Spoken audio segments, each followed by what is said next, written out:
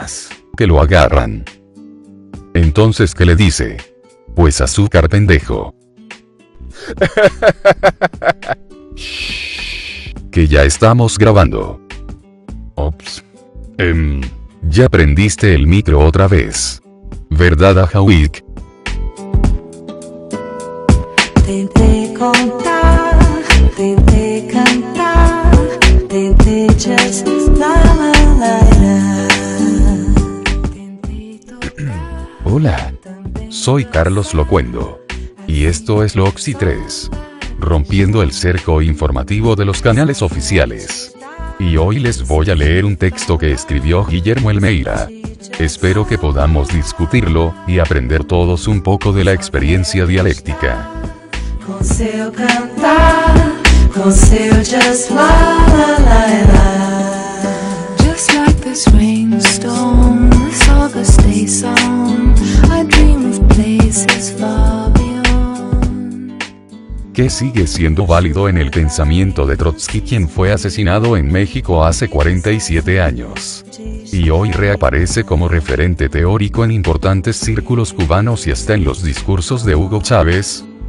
En primer lugar, la teoría de la revolución permanente, elaborada con Parbus a raíz de la experiencia de la Revolución Rusa de 1905, la cual tornó claro que, en los países dependientes y donde no se han conseguido la liberación y la unificación nacional, la revolución agraria, la plena vigencia de los derechos democráticos ni se han sentado las bases para una república, todo eso no va a ser obtenido bajo la dirección de la burguesía, la cual depende estrechamente del imperialismo y es débil e incapaz, sino que debe ser conquistado por una alianza entre obreros, campesinos, explotados y oprimidos de todo tipo, pueblos originarios, minorías nacionales oprimidas, desocupados.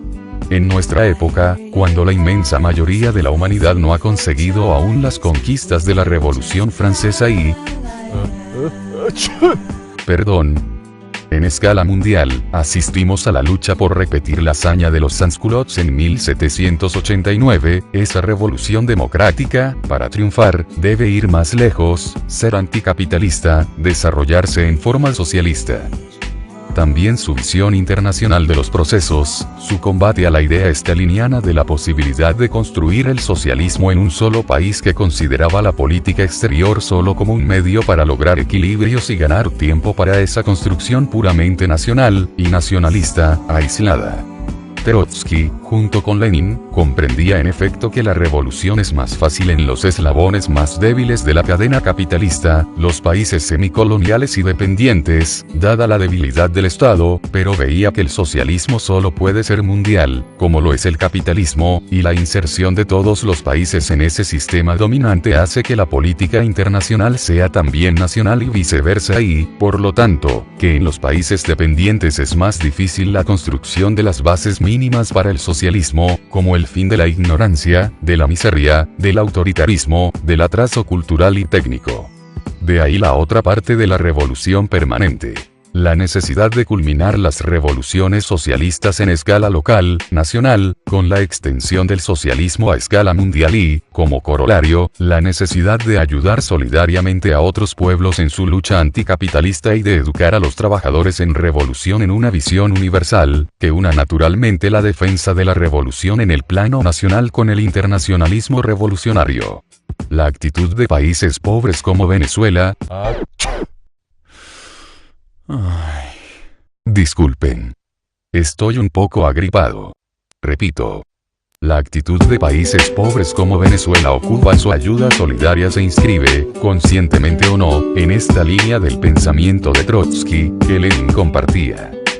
Igualmente válida es su lucha, comenzada con la oposición de 1923 en el Partido Comunista de la URSS, contra la burocratización de los partidos socialistas o comunistas, de sus sindicatos, de sus estados, apelando a las mujeres, a los jóvenes, a la democracia interna, a la construcción de órganos, como los consejos obreros, que pasasen por sobre las estructuras partidarias y sindicales y fuesen controlados y reorganizados continuamente por los trabajadores mismos. y su rechazo no solo al partido monolítico, sin tendencias internas en plena discusión teórica y estratégica, sino también al partido único de la clase obrera, ya que las clases trabajadoras están lejos de ser homogéneas, y sin democracia y pluralismo no pueden educarse y ser protagonistas en la lucha por cambiar las complejas condiciones sociales y económicas de la sociedad moderna.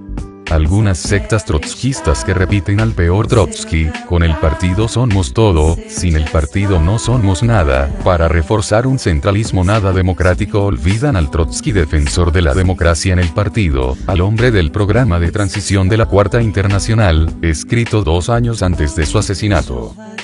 Pero los aportes más actuales, en América Latina, que ningún marxista había hecho hasta entonces, y que siguen siendo fundamentales para entender procesos como el cubano, el venezolano, el boliviano, el nacionalismo revolucionario e incluso los gobiernos burgueses llamados progresistas Kirchner o Lula, por ejemplo, son sus escritos en México.